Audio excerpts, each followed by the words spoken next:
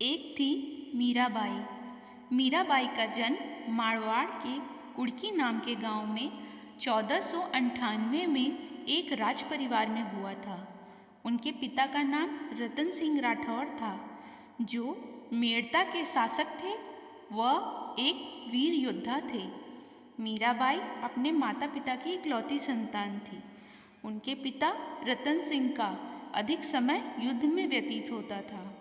जब मीराबाई छोटी थी तब उनकी माता का निधन हो गया था।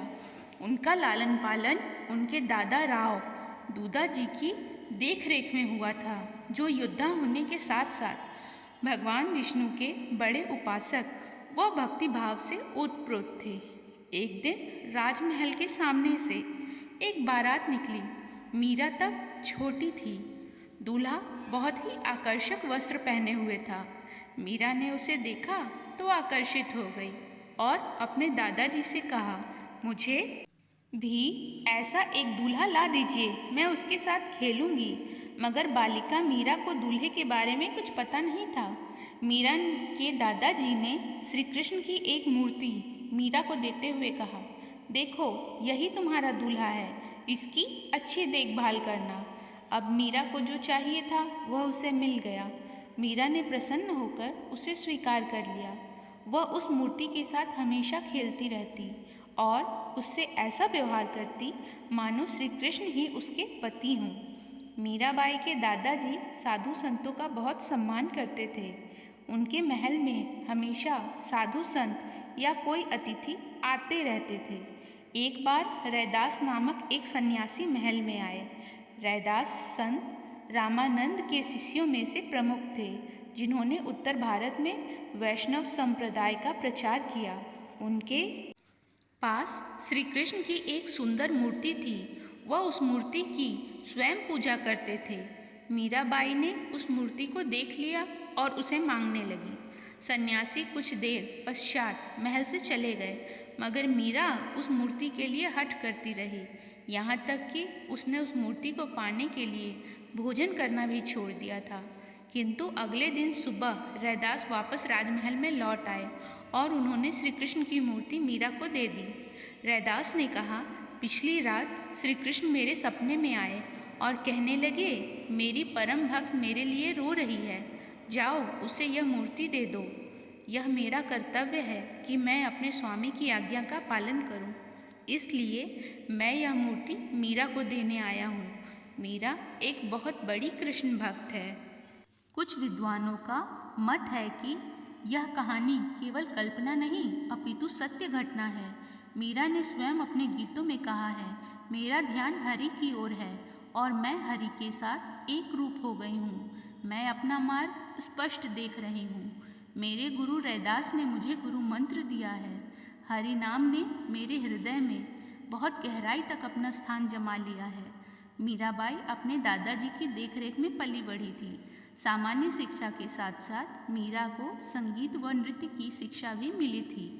मीराबाई का विवाह सन 1516 में सामाजिक रीति रिवाज के अनुसार बसंत पंचमी के दिन सिसोदिया वंश के प्रसिद्ध राजा राणा सांगा के पुत्र भोजराज के साथ हुआ। श्री कृष्ण की प्रतिमा को वो अपने साथ ससुराल ले आई। मीराबाई बचपन से ही श्री कृष्ण की पूजा करती थी। उसके मायके में किसी भी व्यक्ति ने उसकी राह में विघ्न नहीं डाला था, परंतु उसके ससुराल वाले मीराबाई की इस कृष्ण भक्ति से रुष्ट होने लगे थे। वे कृष्ण भक्ति के विरोधी हो गए, पर इसका मीरा पर कोई असर नहीं हुआ। मीराबाई के ससुराल में कई शूरवीर योद्धा हुए। भोजराज भी बहुत शूरवीर था। प्राचीन काल से ही उसके परिवार के लोग शक्ति की देवी दुर्गा, काली, चामुंडी की पूजा करते थे। वे विष्णु की पूजा नहीं करते थे।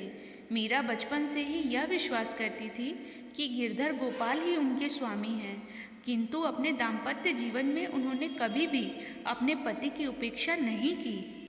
एक आदर्श पत्नी की तरह उन्होंने अपने पति को संपूर्ण स्नेह और प्रेम दिया।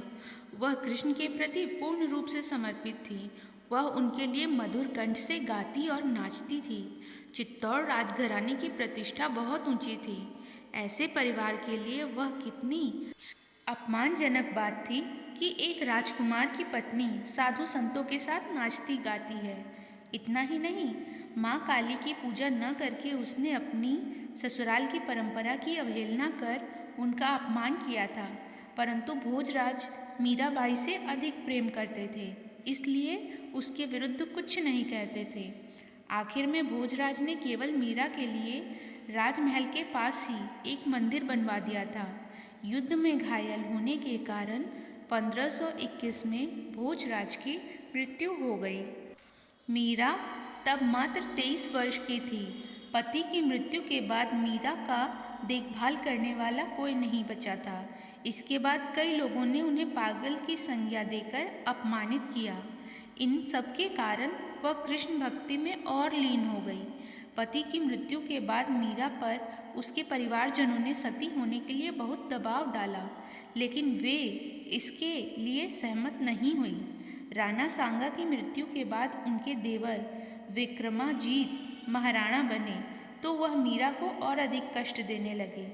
एक बार विक्रमाजीत ने अपनी बहन उदाबाई की सलाह पर मीरा के पास विष से भरा प्याला भिजवाया।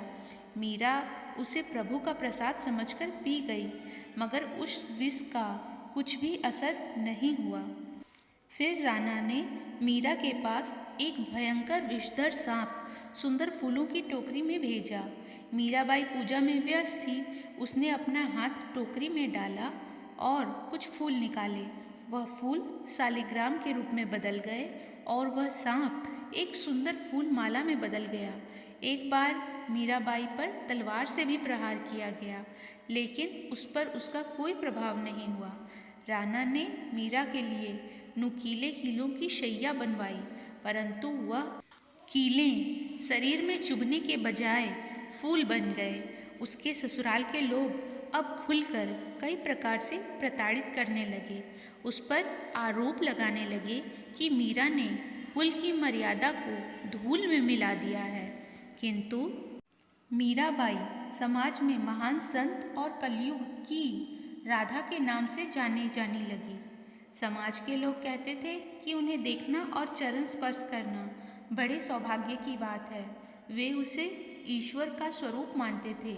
राणा ने कभी मीराबाई को प्रत्यक्ष रूप से मारने का साहस नहीं किया। उसे भय था कि स्त्री को मारने से पाप लगता है। जब मीराबाई को मारने में राणा असफल रहे, तब वे मीरा को अपशब्द कहने लगे और कहा, यह नीच महिला स्वयं डूबकर मर क्यों नहीं जाती।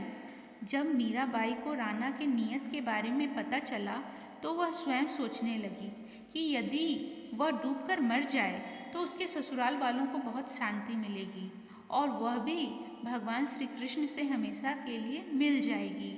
इन सारी बातों का विचार करके मीरा नदी के किनारे पहुंच गई और खड़े होकर श्री कृष्ण से प्रार्थना करने लगी, हे प्रभु, मुझे अपनी शरण में ले लो।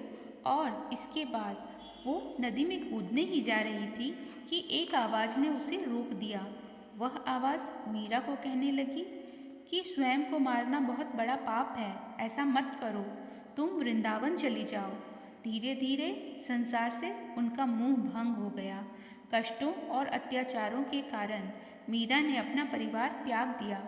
बहुत दिनों तक वृंदावन में सत्संग करने के बाद वह द्वारिका चली गई, जहाँ भजन कीर्तन में अपना सारा समय बिताया। वह हर समय श्री कृष्ण के बारे में ही सोचती थी। राजस्थान में मीराबाई बहुत अधिक लोकप्रिय हो गई थी, परंतु प्रतिष्ठित घराने उसे अपनाना नहीं चाहते थे। मीरा के प्रति राणा के अत्याचार की बातें चारों तरफ फैल गईं। रतन सिंह की हत्या कर दी गई और उसके बाद उदय सिंह गद्दी पर बैठा और उसने सोचा कि साधुओं के संग मीरा अकेली रहेगी तो उसके प्रतिष्ठित परिवार के लिए यह बदनामी की बात होगी। इसलिए उसने मीरा को चित्तौड़ लौट आने को कहा, परंतु मीरा इसके लिए बिल्कुल तैयार नहीं हुई।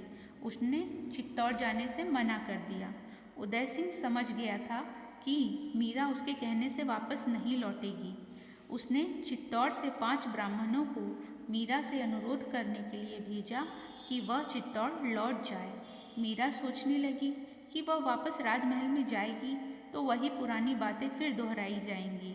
इस समय मीरा की आयु लगभग 48 वर्ष की थी।